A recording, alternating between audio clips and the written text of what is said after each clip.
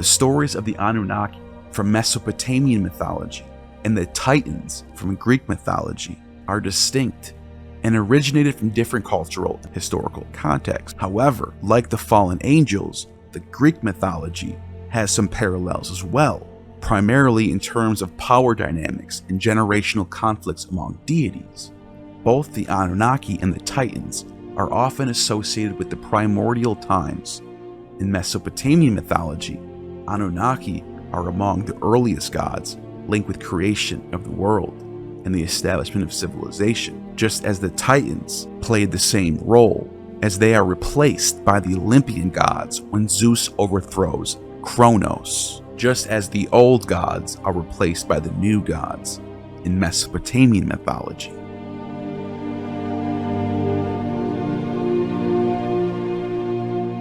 In the mythologies of the Hurrians and Hittites, which flourished in the mid to late 2nd millennium BC, the oldest generation of gods was believed to have been banished by the younger gods to the underworld, where they were ruled by the goddess Lelwani. Hittite scribes identified these deities with the Anunnaki. In ancient Hurrian, the Anunnaki are referred to as Kerulesh-Shinesh, which means former ancient gods, or Katuresh-Shuanesh, which means gods of the earth. Hittite and Hurrian treaties were often sworn by the old gods in order to ensure that the oaths would be kept. In one myth, the gods are threatened by the stone giant Ulikumi, so Ea, the later name for Enki, commands the former gods to find the weapon that was used to separate the heavens from the earth. They find it and use it to cut off Ulukumi's feet. Although the names of the Anunnaki in Hurrian and Hittite texts frequently vary, they are always 8 in number. Similarly, in Greek mythology, the Titans are the children of Uranos, heaven, and Gaia, earth, just as the Anunnaki are the children of Anu and Ki, also heaven and earth. In both mythologies, there's a theme of conflict or tension between generations of gods.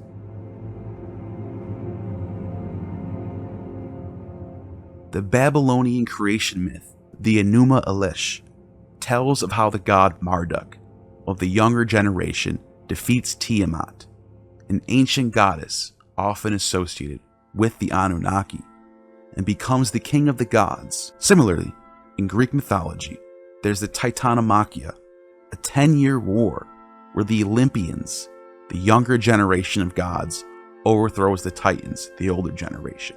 Both of these myths relate to the establishment of cosmic order and the allocation of divine roles. After Marduk's victory in the Enuma Elish, he creates the world and assigns roles to the gods. After the Titans' defeat in the Titanomachia, Zeus and his siblings divide the cosmos among themselves and establish their rule over the universe.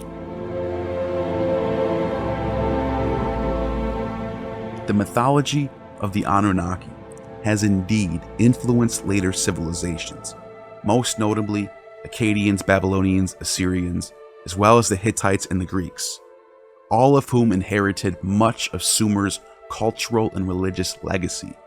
These civilizations not only adopted the Anunnaki into their pantheons, but also developed and transformed their myths over time. A prominent example would be Marduk, originally a minor god in the Sumerian pantheon, who was elevated by the Babylonians to the status of chief deity. Marduk is often associated with Anu, the Sumerian sky god, and Enlil, who was initially considered the head of the Sumerian pantheon. The succession of the gods, like Zeus, Kronos, and Uranos, seems apparent throughout these cultures. Moreover, the motif of a group of important deities deciding the fates can be seen in many other ancient Near Eastern and Mediterranean mythologies, such as Egyptian, Greek, and Roman pantheons. While it's not a direct one-to-one correspondence, these similarities suggest cultural exchanges and shared archetypal ideas in ancient civilizations. The Nephilim are mentioned briefly in the Hebrew Bible, specifically in the book of Genesis 6 and Numbers 13. Their origins and nature, however, are somewhat cryptic and have been the subject of much debate and speculation. In Genesis, the Nephilim are described as the offspring of the sons of God and the daughters of humans. The exact identity of these sons of God is not clear. Interpretations range from fallen angels to descendants of Seth, Adam and Eve's third son, while the daughters of humans are generally thought to refer to mortal women. The Nephilim are said to be the heroes of old, warriors of renown, indicating their extraordinary strength or abilities. They are often depicted as giants, especially in later Jewish or Christian tradition. In the book of Numbers, the term Nephilim, used again when the Israelites send spies into Canaan and they report back. So they brought the Israelites an unfavorable report of the land that they had spied out, saying, "The land that we have gone through as spies is a land that devours its inhabitants, and all the people that we saw in it are of great size. There we saw the Nephilim. The Anakites come from Nephilim. And ourselves we seemed like grasshoppers, and so we seemed to them."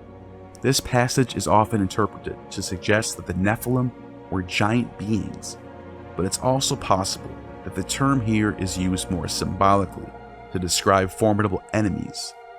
The mysterious nature of the Nephilim have led to numerous interpretations and theories. The term Nephilim comes from the Hebrew root nephil, which means to fall. Therefore, Nephilim is often translated as the fallen ones. This has led interpretations of the Nephilim as fallen angels or their offspring. However, the word could also be related to the Aramaic word nephil or Nephilim, which means giants, reflecting the tradition of the Nephilim as giant beings in many later Jewish and Christian texts. The term's ambiguity in the biblical text, its rare use, and the various interpretive traditions have led to many different translations and interpretations. It's important to note that while we can make educated guesses based on linguistic and historical context, the precise meaning of Nephilim in the Bible is not definitively known. And even with these parallels, it must also be stressed that the Anunnaki and the Nephilim are a part of two distinctive ancient cultural traditions, Mesopotamian and Hebrew. There isn't a direct connection between the two in their original context. If that was the case, then why wouldn't the Hebrew authors just call them Anunnaki? Why call them Nephilim? They are separate entities within their respective cultures and religious traditions. The Anunnaki were deities who in different Mesopotamian cultures held various roles, from being the high gods of the pantheon to the chthonic underworld deities. On the other hand, the Nephilim, according to the Hebrew Bible, are the offspring of the sons of God and the daughters of humans, often depicted as giants or mighty warriors. The interpretation of the Anunnaki as deities of the ancient Sumerians, Akkadians, Assyrians, and Babylonians is well established in historical and archaeological research. However, in recent years, the Anunnaki have taken on a new life in the realm of pseudo-archaeology, conspiracy theories, and science fiction. For example, the ancient astronaut theory, proposed by Zecharia Sitchin in his Earth Chronicles, argues that the Anunnaki were actually a race of extraterrestrial beings from the planet Nibiru who visited Earth in search of gold over 400,000 years ago. According to Sitchin, these beings genetically engineered Homo sapiens as a worker race to mine gold.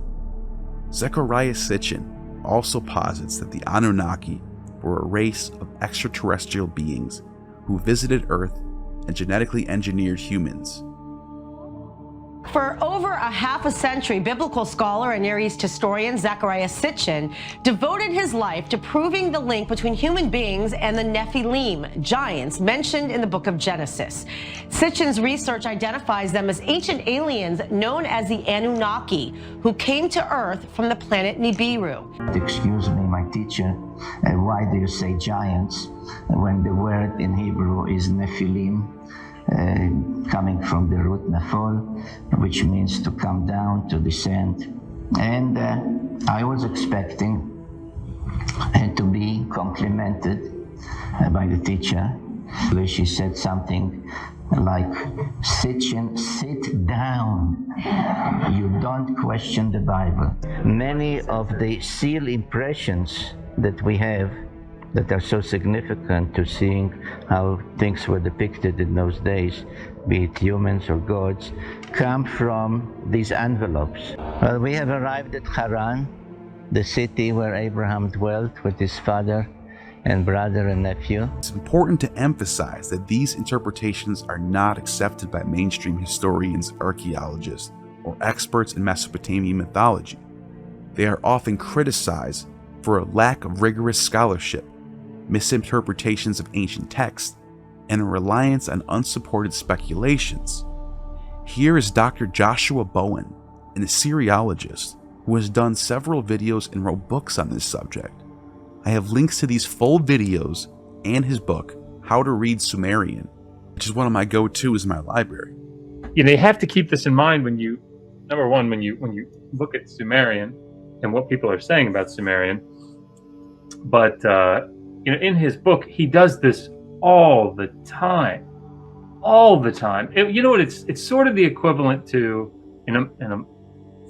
it's far worse, but it's roughly equivalent to if you were to say butterfly, right? Somebody 1,000 years from now would see the word butterfly and they would say, this is a type of a stick that was kind of slippery and went on bread that was able to soar through the air. Butterfly. Nope. No, it's not. As it turns out. So he describes the gods as ancient astronauts. Then he discusses at length the Mu. So what is the Mu? He argues that it's a fiery rocket. And then finally, he uses when humans flew to the heavens as an example. So, or several examples of this to make his point. So the gods as ancient astronauts. So could the gods fly? Well, he discusses the god Zu. Now, those of you that have been with us for a while, you're probably not familiar with the god Zu. I was also not familiar with the god Zu, and I've been working on this for a while, so... But you know Ninurta, and you know that he engages with someone called Anzu. Later, he's depicted as a bird, so he's definitely talking about Anzu. He uses what he says is a mu, an mu, to fly around. So even though he's depicted as a bird, it's almost like a metaphor. Ninurta kills him with Tilum, which are arrows. And these arrows, quote unquote, were actually missiles that were fired into Zu's Mu. Continuing on, he uses this statue from Mari he says is the goddess Inanna. There is absolutely nothing about this statue that suggests it's the goddess Inanna. It is a goddess. He addresses the word for God, Dinger. He says that it's broken up into two parts. Din, which means righteous, pure, or bright. Gear, which means a sharp object.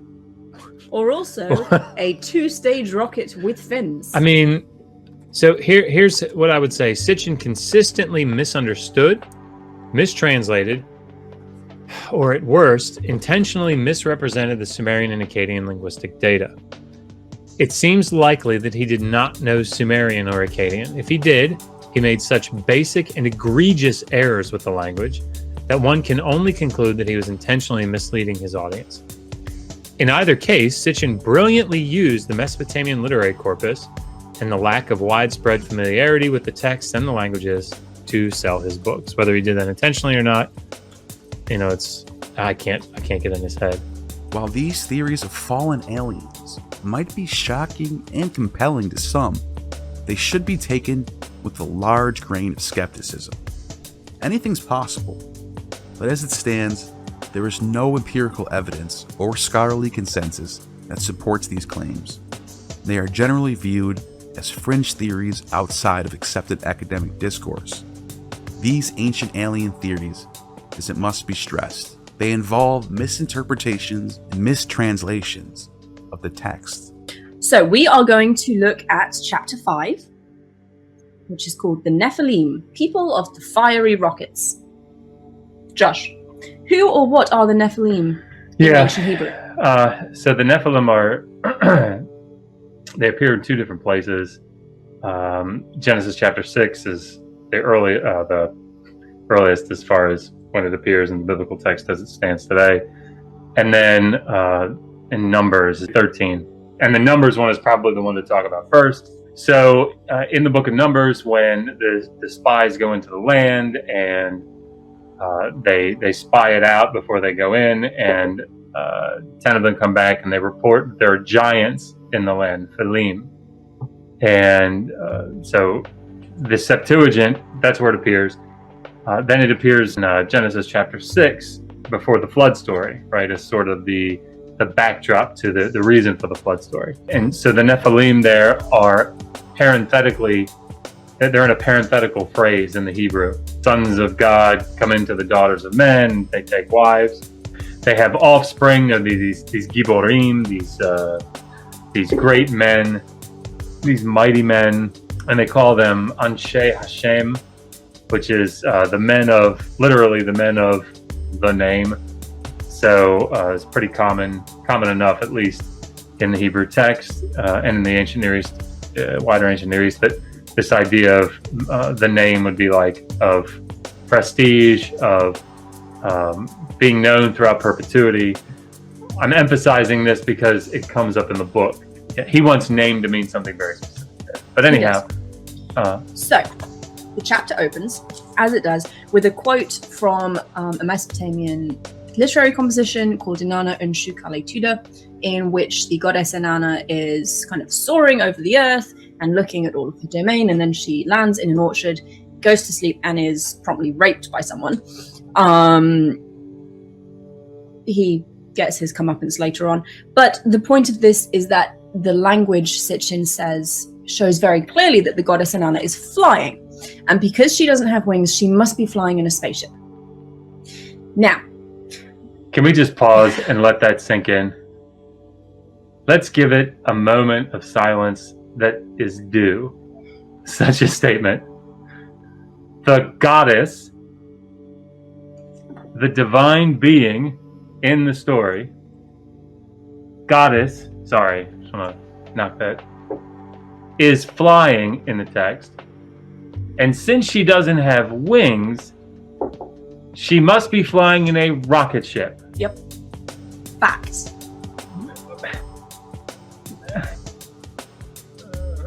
Less. My Anunnaki brain does not compute. Zechariah Sitchin refers to various cuneiform texts to support his idea of the planet Nibiru. One key text he often cites is the Enuma Elish, the Babylonian creation epic. Sitchin suggests that references to a celestial body called Marduk, named after the Babylonian deity, is actually referring to Nibiru. In the Enuma Elish, Marduk is portrayed as a wandering planet that collides and splits Tiamat, a primordial goddess associated with the sea, in two. Sitchin interprets Tiamat as a pre-existing planet located between Mars and Jupiter. He suggests that one half of Tiamat became the asteroid belt, and the other was struck by another of Marduk's moons and was pushed into a new orbit, becoming Earth. So let's move on to the May. Now, we've done a video on the May before. This is a very difficult, complicated word, and Sitchin says that the May is the spacesuit that we've already discussed that Inanna probably wasn't wearing when she went to the underworld. So Sitchin says Inanna, he quotes Inanna, he doesn't give a text, which is a pain in the ass. It really is. The lack of citation in this book makes you want to weep and then die. Sitchin's interpretation of the Enuma Elish and his association of Marduk with Nibiru is heavily criticized by scholars.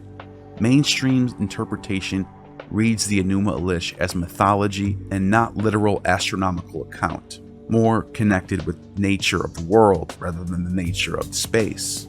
Furthermore, Sitchin's identification of Nibiru with Marduk is not supported in any cuneiform text that we know of. The term Nibiru in the extant text is used to denote a point of crossing, and sometimes is associated with certain celestial bodies, depending on their position in the sky, but it's never described as the home of the Anunnaki, nor as an additional planet in our solar system with an unusual orbit, as Sitchin claims. So, the problem with this, apart from taking a myth as literal fact and believing that the gods were actually aliens that genuinely came to Earth and genetically engineered all humanity, the problem with this is that the goddess Inanna is very often conceptualized as the planet Venus. All the time. It's very, very common in Mesopotamia for gods to be like not just associated with celestial bodies, but they are those celestial bodies. It's why judgments would take place outside before Utu or Shamash, the sun god, because he was the god of judgment, because as the sun, the literal sun, he saw everything that happened. So he would know if you were telling the truth and he would know if you were lying. So Inanna is not flying over the Earth in a rocket ship. She is the Venus star. Where the Venus star She's at? the planet Venus. Oh, it up there. Yeah, that's Inanna. Sitchin's theories and translations of Sumerian texts have drawn considerable criticism from professional scholars in the field. Some of the key points of contention from Dr. Bowen and others, who are proficient in the Sumerian language, have pointed out numerous mistakes in his translations. They argue that Sitchin appears to lack a solid understanding of Sumerian grammar, syntax, and vocabulary, which leads him to create translations that deviate significantly from the accepted readings of these texts. So he says, the text quoted Enlil as saying to her, this is page 136 speech, the text quoted Enlil as saying to her, you have lifted the May, you have tied the May to your hands, you have gathered the May, you have attached the May to your breast. O queen of all the May, O radiant light who with her hand grasps the 7 May. So Why we translate singular for all of those is bizarre. Particularly in light of the last one, the 7 May. These are okay. Anyway, sorry. it's like moose. Moosin. You don't say mooses, you say the 7 moose. You say moose? I thought you say meese. You know. Meeson. Sorry, little Brian Regan down in there. I want to give props. So he's not translating May, but he's making an argument that the May are a collection of objects that one puts on oneself in order to travel into space. And that makes sense in what he's saying because... that was a weird sentence coming out of your mouth. In response to this. No, there's some internal logic here. It makes sense here because he's saying that Inanna is putting on all of this gear in order to go and visit An, who lives in the sky, because he's a sky god, and that's generally speaking where they reside. So in order to go and see An, she has to get her space suit on and then get in her spacecraft and go up into the sky. The problem with this, again, one of many, the problem with this is that the May actually have names. There are more than 7 of them. It depends what text you're reading, but in a lot of cases, there are more than 7 of them. Many more. Many more. And in one of the texts where Inanna gets on a boat, not a spaceship, you will notice she gets on a boat. So she's going to see Enki. She goes up, she sees Enki, she gets him blindingly drunk. He falls asleep, and then she steals the maze. So in some cases, they're really abstract concepts like righteousness and awe.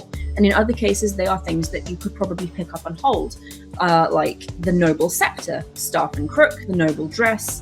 But then that's paired with shepherdship and kingship. Sitchin is often accused of taking ancient texts out of context and imposing his own interpretations on them.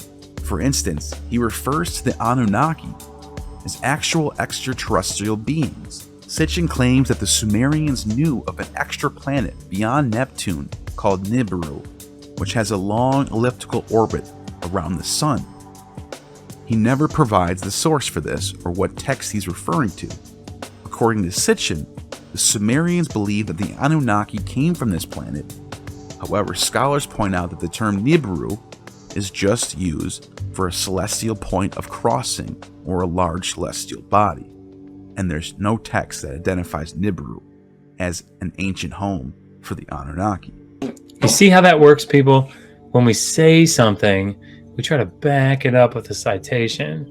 You know, any of the Sitchenites that are listening that want to defend their position, this is what's useful. You don't, as Dear Sitchin has done, just provide a translation and don't tell them what text it's from. Traditionally, you give a text. If you have it, you give a tablet number so we can go and look at the actual tablet you're citing, a line number, whether it's on the obverse or the reverse of the tablet, because they did write on both sides. This is how it's normally done in responsible scholarship so that people can go track down your evidence for themselves and assess your argument properly. He often contradicts the consensus, and his theories are never published in peer-reviewed academic journals, a process that ensures scholarly accuracy and reliability. Instead, he chooses the self-published route. Lastly, Sitchin's theories lack empirical evidence. He makes significant claims about advanced technologies, genetic engineering, and architectural capabilities of ancient civilizations based on his interpretations of text, but doesn't provide archaeological or physical evidence to substantiate these claims. Ancient astronaut theory often relies on questionable interpretations of ancient text. In the case of Sitchin's work, the Sumerian texts describe Anunnaki as extraterrestrials from a hypothetical planet. Sitchin's translations of these texts do not have anything in common with anything in Sumerian mythology and are heavily influenced by modern sci-fi films and books. The ancient astronaut theory proposes that the Anunnaki genetically engineered humans to mine gold, and that they built sophisticated technology and structures like the pyramids, and that these are not tombs but also advanced technology. There's a lack of empirical evidence to support any of these claims. If such advanced technologies were used in ancient times, we would expect to find physical remnants or unambiguous depictions of this technology in ancient artifacts and primary sources. No such evidence has been found. The theory reflects a modern bias that ancient civilizations lack the capability to build monumental architecture or develop complex societies on their own. This underestimates the capability of our ancestors. Archaeologists have demonstrated that ancient societies had the knowledge, skills, and organization to construct monumental architecture and develop complex civilizations without the need for extraterrestrial invention. These ancient astronaut theorists tend to operate outside the standard methodologies and principles of historical and archaeological research, often prioritizing sensational interpretations over more plausible ones, and tend to dismiss contrary evidence. This approach does not follow the principles of scientific inquiry, which require hypotheses to be based on empirical evidence and to be testable and falsifiable. While the ancient astronauts theory might be intriguing, it does not hold up under scrutiny. The Anunnaki, as understood by mainstream historians and archaeologists, were deities in the ancient Mesopotamian pantheon, not extraterrestrial beings. Our understanding of the Anunnaki, like many aspects of ancient civilization, is continually refined through ongoing scholarly research and archaeological discovery.